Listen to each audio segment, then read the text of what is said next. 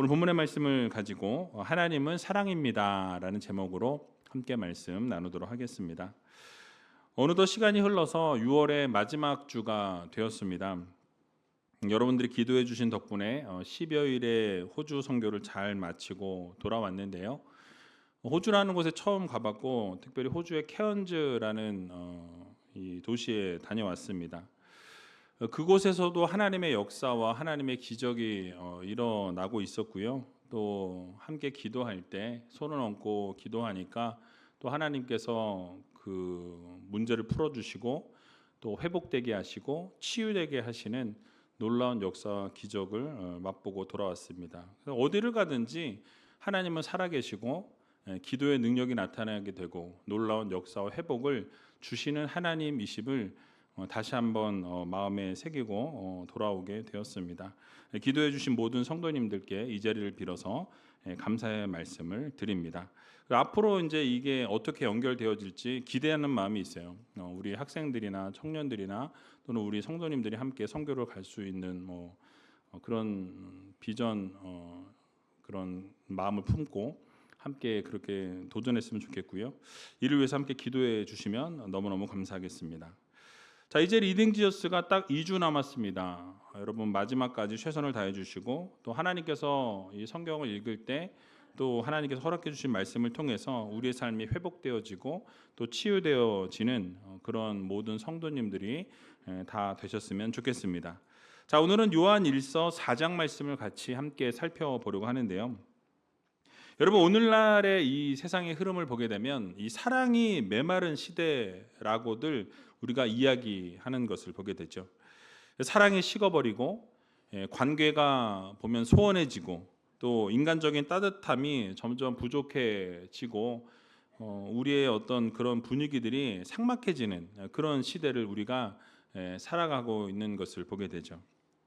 서로가 서로를 시기하고 때로는 질투하고 미워하는 타인에 대해서 좋은 이야기를 하면 참 좋겠는데 좋은 이야기보다는 좋지 않은 그래서 누군가를 난도질하는 또는 뒷담화라고 그러죠. 우리 학생들은 뒷담화라고 이제 얘기하는데 그런 일들이 분위기가 존재한다라는 거예요. 근데 교회 안에서조차도 이런 일들이 일어나게 되는 것을 우리는 보게 됩니다. 하지만 우리가 잊지 말아야 될 것이 있습니다. 무엇이냐면 하나님이 우리를 지으실 때 우리는 사랑받는 존재로 지으셨다라는 것을 여러분들 모두 믿으시기 바랍니다. 사랑받기 위해 태어났다라고 우리가 찬양을 하잖아요. 그러니까 이것처럼 사랑 없이는 우리는 살아갈 수 없는 존재들로 지음을 받았다라는 것이죠.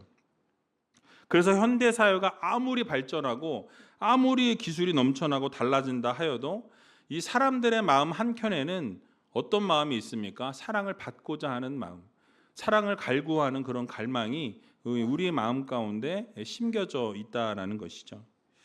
근데 그럼에도 불구하고 오늘날 우리가 마주하는 현실을 생각해 보면 여러분 우리가 살아가는 이 세상의 현실은 어떠합니까?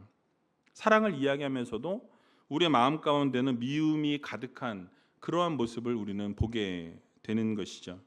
또 사랑한다라고 이야기를 하면서도 관계가 어그러지고 깨어지는 그런 모습들을 우리가 아주 주변에서 쉽게 찾아볼 수 있다라는 것이죠. 조금만 기대가 어긋나도 어떻게 되어집니까? 등을 돌리는 시대를 우리가 살아가고 있다라는 거예요. 각박한 현실 가운데서 매일매일 전쟁과 같은 삶 속에서 겨우겨우 버티면서 그렇게 살아가는 모습이 현재를 살아가는 우리들의 모습, 현주소다라는 것이죠. 특히 요즘 어떻습니까? 여러분 미디어를 통해서 많은 이 데이트 폭력에 대해서 언급이 되어지고 있는 것을 보게 되죠.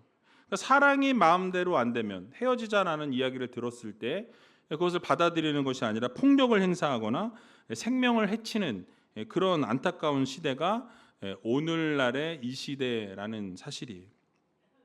여러분 그래서 사람들은 사랑이 어려워졌다라고들 말들을 합니다. 자, 그럼에도 불구하고 우리에게 희망이 있고 우리에게 소망이 있는 이유가 여러분 무엇입니까? 바로 우리가 섬기고 믿는 하나님이 사랑이시라는 것을 여러분 모두 믿으시기 바랍니다. 그러니까 하나님은 사랑을 주시는 분이시지만 사랑을 주시는 분뿐만이 아니라 하나님 자체가 사랑이시다라고 이렇게 성경은 우리들에게 말씀해 주고 있습니다. 오늘 우리는 이 사랑의 본질에 대해서, 그 사랑이 얼마나, 하나님의 사랑이 얼마나 위대한지에 대해서, 또 사랑을 받은 그러면 우리는 그럼 어떻게 살아가야 하는지에 대해서 우리 함께 오늘 성경 본문을 통해서 살펴보는 시간을 갖도록 하겠습니다. 첫 번째로는 하나님은 사랑의 근원이시다라고 오늘 본문은 말씀하는 것을 보게 됩니다. 오늘 7절과 8절 말씀 같이 한번 읽어보겠습니다. 사랑하는 자들아, 우리가 서로 사랑하자. 사랑은 하나님께 속한 것이니 사랑하는 자마다 하나님께로 나서 하나님을 알고 사랑하지 아니하는 자는 하나님을 알지 못하나니 이는 하나님은 사랑이심이라. 아멘. 자, 여러분, 지금 사도 요한이 무엇을 외치고 무엇을 강조하고 있습니까? 사랑하는 자들아, 우리가 어떻게 하자? 서로 사랑하자라고 외치고 있습니다. 어떻게 하지요? 네, 사랑하자. 여러분, 사랑이라는 것은 가르치는 자나 배우는 자나 예외가 없이 실천해야 될 이 명령이라는 거예요. 그래서 우리에게 서로 사랑하자라고 이렇게 청유하고 있습니다. 그런데 모든 사람들이 사랑을 실천해야 하는 하나님의 계명 앞에 놓인 존재들이라는 거예요. 여러분, 왜 그렇습니까? 사랑은 하나님께 속해 있기 때문입니다. 사랑이 하나님께 속한 것일 뿐만 아니라 하나님 자신이 곧 사랑이라고 말씀드렸어요. 하나님은 사랑이시고 하나님이 사랑이시다 보니까 하나님의 모든 행위 역시도 어떻습니까? 모든 행위가 사랑이라고 말씀하고 있는 거예요. 그러한 하나님의 사랑을 그럼 우리가 어떻게 알 수 있습니까? 그것은 형제를 사랑하는 그 실천하는 우리의 삶을 통해서 비로소 알 수 있다라는 거예요. 여러분, 하나님께서 우리를 사랑하셔서 하나님이 그 사랑의 실천의 모습으로 무엇을 보여주셨습니까? 예수 그리스도를 이 땅 가운데 보내주셨다라는 사실이에요. 십자가에 달려 죽으심으로 말미암아 어떻게 하셨어요? 우리의 죄를 사하시고 영원히 죽을 수밖에 없었던 우리들을 영원한 생명으로 옮겨 주셨다라고 성경은 말씀합니다. 이것이 바로 사랑의 구체적인 행위의 모습이라는 거예요. 실천이라는 것입니다. 이러한 구체적인 사랑의 행위를 형제를 사랑하는 그러한 행위를 통해서 우리가 알 수 있는 거예요. 오늘 본문 8절을 보게 되니까 사랑하지 아니하는 자는 하나님을 알지 못하나니 이는 하나님은 사랑이심이라 라고 이렇게 말씀합니다. 그러니까 사랑은 뭘 동반하게 되죠? 행위를 동반하게 된다라는 거예요. 그러니까 성경도 사랑은 하나님께 속해 있다라고 말씀합니다. 그런데 하나님을 우리가 안다, 하나님을 사랑한다 라고 말을 하면서도 우리가 만약에 주변에 있는 사람들을 사랑하지 않는다면 여러분 어떻습니까? 그 안에 사랑이 있어요, 없어요? 사랑이 있을 수 없다라는 거예요. 그러니까 하나님을 모르는 거라는 거예요. 하나님을 안다면 사랑하지 않을 수 없다라는 것이죠. 왜요? 하나님은 사랑이시기 때문이라는 것입니다. 그러니까 하나님이 사랑이시니까 우리가 하나님을 사랑하기 때문에 우리도 하나님이 사랑을 실천하신 것처럼 우리도 그렇게 사랑을 실천하는 성도들이 되어야 할 것입니다. 그러니까 여러분, 하나님을 제대로 만나고 하나님을 진정으로 사랑한다면 우리의 모습 속에는 무엇이 드러나야 합니까? 예수 그리스도의 사랑이 드러나야 한다라는 거예요. 그래서 하나님은 사랑이라고 분명히 말씀하셨기 때문에 그 사랑이 이 행동이 아니라 하나님 본질이 바로 사랑이라는 거예요.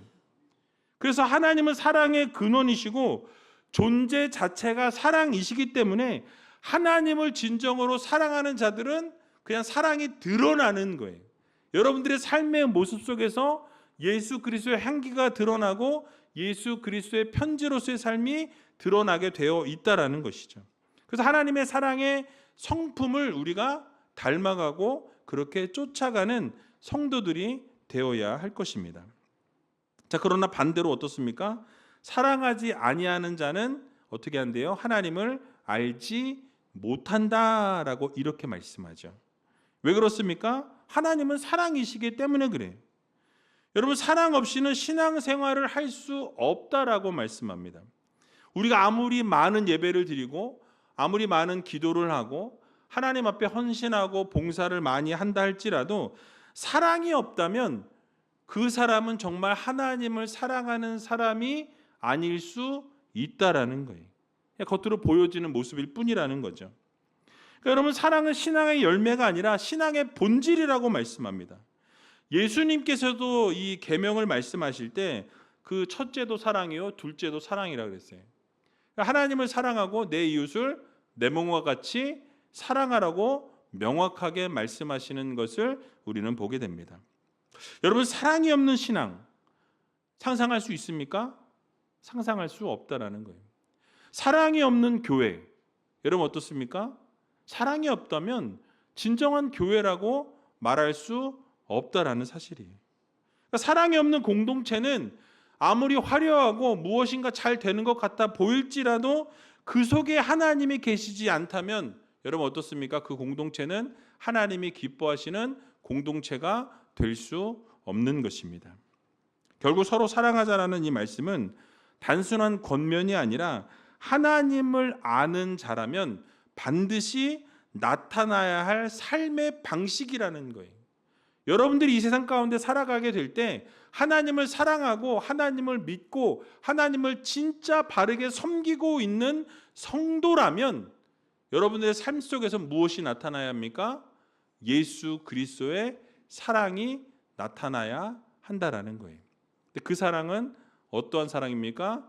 십자가를 지시기까지 사랑하신 그 사랑입니다. 우이제일교회 공동체가 사랑으로 하나 된 공동체로 거듭나야 한다라는 거예요. 서로를 감싸 안아주고 서로를 세워주고 서로를 격려해주고 이해해주고 칭찬해주는, 그래서 서로가 서로를 이렇게 좀 세워주는 그런 공동체가 되어야 한다라는 거예요. 앞길을 좀 축복해 줄 수 있는, 뭐가 잘 되면 어떻게 해야 됩니까? 배가 아파야 되나요? 세상은 배가 아파야 되죠. 그러나 우리는 서로 정말 잘 되면 축하의 박수를 쳐주고 격려해주고 칭찬해주면서 세워주는 그런 아름다운 공동체로 거듭나야 할 것입니다. 그래서 이를 위해서 온 교회가 서로를 위해서 기도해주고 서로를 세워주면서 하나님의 성품을 닮아갈 수 있는 믿음의 공동체로 거듭나야 할 것입니다. 그래서 이번 한 주간 우리가 살아갈 때 하나님의 그 성품을 드러내고 예수 그리스도의 사랑을 증거하며 그렇게 살아갈 수 있는 저와 여러분들이 다 되시게 주님의 이름으로 간절히 축원드립니다. 자, 두 번째로는 십자가는 하나님의 사랑의 절정이라고 오늘 성경은 말씀하고 있습니다. 오늘 본문 9절과 10절 말씀인데요. 같이 한번 읽어보겠습니다. 하나님의 사랑이 우리에게 이렇게 나타난 바 되었으니 하나님이 자기의 독생자를 세상에 보내심은 저로 말미암아 우리를 살리려 하심이니라. 사랑은 여기 있으니 우리가 하나님을 사랑한 것이 아니요 오직 하나님이 우리를 사랑하사 우리 죄를 위하여 화목제로 그 아들을 보내셨음이니라. 아멘. 여러분, 하나님의 사랑이 우리에게 나타나게 되었는데 그 사랑이 어떻게 나타났다라고 오늘 성경은 말씀하죠? 독생자를 이 세상에 보내심으로 하나님의 사랑이 드러나게 되었다라고 이렇게 말씀합니다. 이 말씀을 통해서 사랑은 추상적인 감정이 아니라는 것을 우리들에게 가르쳐주고 있어요. 사랑은 구체적이고요, 사랑은 실천적이고 사랑은 희생적인 것이라는 것을 우리들에게 말씀합니다. 여러분, 사랑한다라고 이야기하면서 희생하지 아니하고 사랑한다라고 이야기하면서 헌신하지 않는다면 여러분 그것이 진정한 사랑일까요? 사랑일 수 없다라는 거예요. 그러니까 독생자 예수 그리스도를 이 땅에 보내신 것에서 멈춘 것이 아니라 그 십자가를 지게 하신 거예요. 십자가를 지심으로 물과 피를 다 쏟으시기까지 사랑하는 그 자리에 내어주셨다라는 거죠. 누구를 위해서? 나를 위해서. 여러분을 위해서 예수 그리스도를 이 땅 가운데 보내셨다라고 말씀합니다. 결국 우리에게 영원한 생명을 주시기 위해서, 그리고 우리를 구원하기 위해서 예수 그리스도를 이 땅 가운데 보내셨다라고 성경은 말씀하죠. 결국 하나님의 사랑이 가장 분명하게, 가장 극명하게 나타난 자리가 어디입니까? 십자가라는 거예요. 그 물과 피를 쏟으신 십자가를 통해서 예수 그리스도의 사랑이, 하나님의 사랑이 완전하고 완벽하게 드러나게 되었다라는 사실입니다.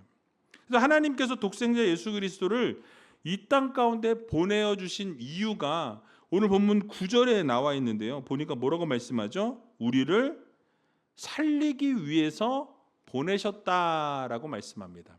뭐 하기 위해서요? 여러분들을 살리기 위해서.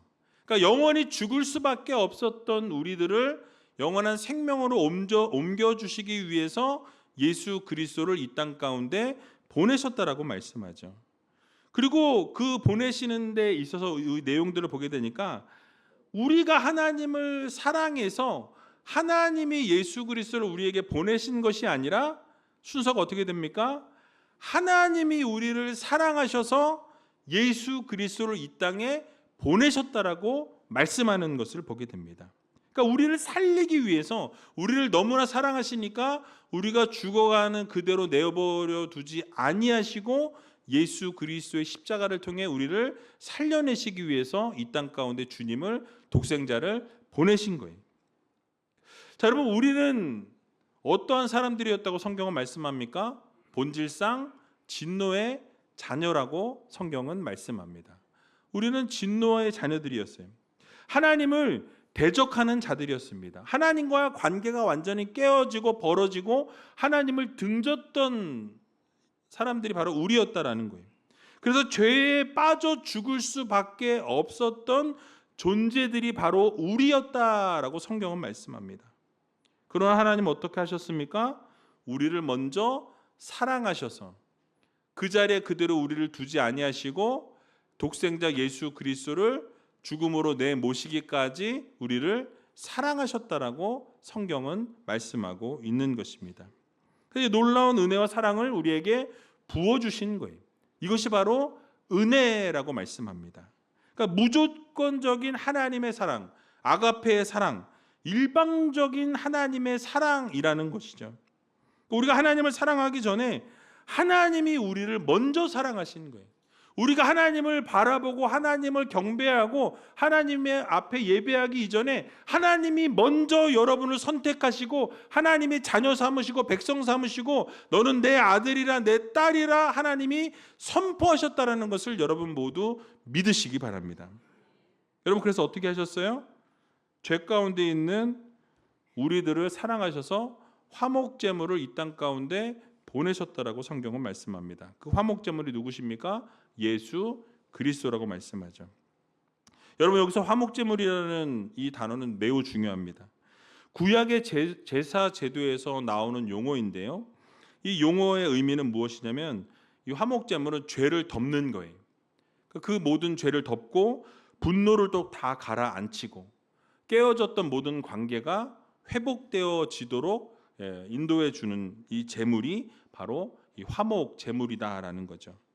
즉 예수님 안에서 우리의 모든 죄의 문제가 해결되어졌고 우리의 모든 허물이 덮어지게 되었고 하나님과 우리와의 깨어졌던 관계가 이제는 어떻게 되었습니까? 완전히 회복되어지고 하나님의 자녀로 백성으로 우리가 당당하게 나아갈 수 있도록 변화시켜 주셨다라고 성경은 말씀하고 있는 거예요. 여러분, 구약에서 죄사함을 받기 위해서 드려졌던 제물처럼 예수님께서 자신을 단번에 들이심으로 십자가에서 우리를 위해 피를 쏟아 주셨다라고 성경은 말씀합니다. 화목제물이 되신 거예요. 그러니까 하나님은 어떤 분이십니까? 죄를 미워하시는 분이세요. 반드시 죄에 대해서는 심판하시는 공의의 하나님, 정의의 하나님이라고 성경은 말씀합니다. 근데 그 심판을 우리에게 내리지 않으셨다라고 성경은 말씀해요. 이유가 무엇입니까? 바로 예수 그리스도께서 그 모든 죄의 심판을 담당하신 거예요. 그 심판을 예수님이 받으셨다라는 거예요. 자신의 아들에게 하나님께서 그 심판을 공의의 하나님이시기 때문에 그 죄에 대해서는 물으셔야 하는데 그것을 누구를 통해서? 예수 그리스도를 통해서 그것을 완전히 사하셨다라고 성경은 말씀합니다. 그러니까 이처럼 예수님의 십자가는 하나님의 그 공의와 하나님의 그 사랑이 완벽하게 만나는 자리가 어디입니까? 바로 십자가라는 거예요. 여러분 얼마나 은혜입니까? 그 십자가가 누구에게 주어졌어요? 우리에게 주어졌습니다. 믿는 우리에게 모두에게 주어졌다라는 것을 우리는 기억해야 할 것입니다. 결국 예수님께서 십자가에 달려 죽으심으로 말미암아 우리에게 최고의 사랑을 보여주셨습니다. 그러므로 우리가 잊지 말아야 될 것이 무엇입니까? 우리는 사랑받기 위해 태어난 하나님의 자녀들이라는 거예요. 어떻습니까? 좋으십니까? 우리 옆에 있는 분들에게 당신은 사랑받기 위해 태어났습니다. 한번 인사했으면 좋겠는데요. 당신은 사랑받기 위해 태어났습니다. 여러분 그렇습니다. 우리는 사랑받기 위해 태어난 존재들이에요. 미움받기 위해서 누군가의 시기와 질투와 손가락질을 받기 위해 태어난 존재들이 아니라는 거예요. 하나님의 사랑을 전적으로 받기 위해서 태어난 하나님의 백성들입니다. 그런데 그 하나님께서 우리가 죄인 되었을 때에도 어떻게 하셨어요? 하나님은 여러분을 사랑하셨다라고 말씀합니다. 여러분을 외면하신 게 아니에요. 하나님 여러분을 사랑하셨다라고 말씀해요. 우리를 위해서 피를 흘려 주셨다라고 분명하게 말씀합니다. 그래서 온갖 고통과 고난을 우리를 위해서 다 당하셨다라고 말씀하죠. 여러분 이로 인해서 하나님의 사랑은 이미 십자가에서 모두 완성이 되었습니다. 십자가로 인해서 하나님의 그 사랑의 절정이 우리에게 드러나게 되었다라는 사실이에요. 그러므로 우리 모두가 어떻게 해야 합니까? 그 십자가의 사랑에 감사하는 삶을 살아가야 한다라는 거예요. 그리고 그 십자가의 사랑에 감사하는 것에서 끝나는 것이 아니라 어떻게 해야 합니까? 그 십자가의 사랑을 증거하는 믿음의 성도들이 되어야 할 것입니다. 그리고 우리만 간직하는 그 사랑이 아니라 그 사랑을 어떻게 해야 됩니까? 흘려보내는, 주변에 믿지 않는 분들에게 이 하나님의 그 사랑, 그 하나님의 은혜를 흘려보내는 믿음의 성도들이 되어야 할 것입니다. 그래서 이번 한 주간 그 십자가의 사랑을 여러분 기쁨으로 증거하고 기쁨으로 흘려보내며 살아갈 수 있는 귀한 우리제일교회 모든 성도님들이 다 되시길 주님의 이름으로 간절히 축원드립니다. 마지막으로 사랑은 하나님의 임재를 드러내는 통로라고 오늘 성경은 말씀합니다. 오늘 11절과 12절의 말씀인데요. 같이 한번 읽어보겠습니다.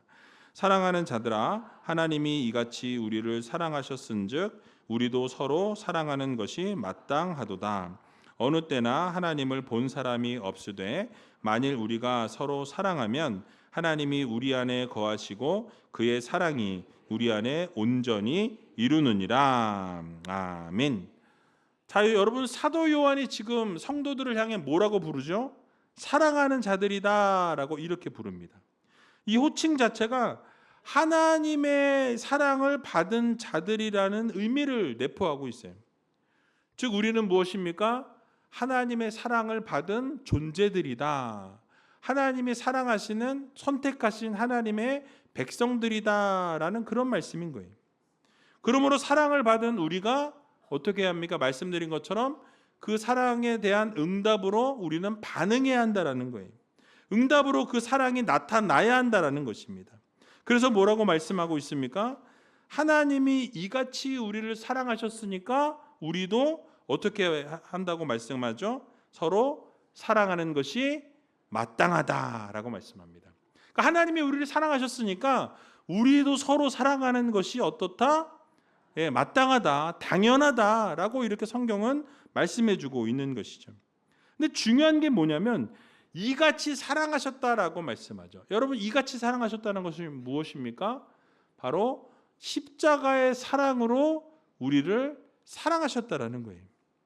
그러니까 다시 설명하면 독생자를 보내신 사랑, 화목제물을 삼으신 그 사랑, 우리의 죄를 대속하신 그 사랑으로 우리를 사랑하셨다라고 이렇게 말씀하죠.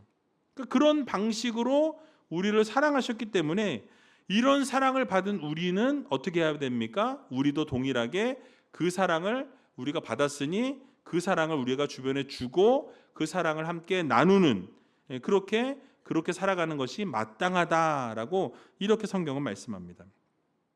여러분, 이것은 단순한 제안이 아니라 바로 우리들의 책임과 의무라는 것을 우리들에게 알려주고 있다라는 거예요. 그러니까 하나님의 자녀요, 하나님의 백성이라면 어떻게 해야 합니까? 하나님의 사랑을 흘려보내고 하나님의 사랑을 우리가 받았으니 우리도 서로 나누고 함께 그렇게 사랑으로 하나 되는 공동체가 되어야 한다라고 성경은 말씀하고 있는 것이죠.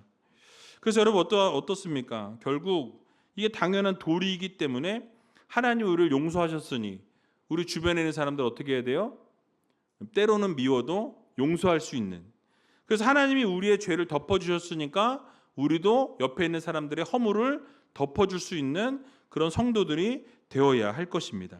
하나님이 우리를 너무나 사랑하셨기 때문에 우리도 그렇게 사랑하는 존재로 거듭나야 한다라고 말씀하고 있는 것을 보게 됩니다. 그러므로 이번 한 주간 이 세상 살아갈 때 여러분 그 사랑을 실천하시고 그 사랑을 날마다 흘려보내며 살아갈 수 있는 믿음의 성도님들이 다 되시기 바랍니다. 결국 이러한 삶을 우리가 살아가게 될 때 하나님이 우리 안에 거하신다라고 말씀해요. 성령님이 우리 안에 거하신다라고 성경은 명확하게 말씀하는 것을 보게 됩니다. 그의 사랑이 우리 안에서 온전히 이루어진다라고 말씀하고 있습니다. 하나님의 말씀대로 우리가 실천하고 그렇게 살아가기 위해서 우리가 최선을 다하게 될 때에 결국 하나님의 사랑이 우리 공동체 안에 임하게 된다라는 것이죠. 여러분, 그렇습니다. 사랑은 하나님의 임재의 증거라는 거예요. 여러분, 세상이 하나님을 볼 수 있는 방법이 무엇이겠습니까? 세상에 있는 사람들이 하나님을 볼 수 있는 방법이 없어요. 매개체가 없기 때문에 볼 수 없다라는 거죠. 그렇다면 무엇이 하나님의 임재를 밝히 드러낼 수 있겠습니까? 바로 여러분들이라는 거예요. 여러분들의 삶의 모습을 통해, 여러분들이 사랑하는 방식을 통해, 여러분들이 하나님께 영광 돌려드리는 삶의 모습을 통해서 그 믿지 않는 분들이 하나님의 살아계심과 하나님의 역사하심과 하나님의 은혜 베푸심을 여러분을 통해 보게 하신다라는 거예요. 그래서 여러분, 우리가 서로 사랑하는 모습을 보면서 하나님의 살아계심을 느끼게 되는 것입니다. 그렇기 때문에 사랑이 없는 교회는 복음을 전할 수 없다라는 거예요. 사랑을 아무리 복음을 전해도 사랑이 없는 교회는 믿지 않는 사람들이 그것을 받아들일 수가 없다. 다 튕겨낸다라는 거예요. 왜요? 저렇게 사랑이 없는데 무슨 복음이야?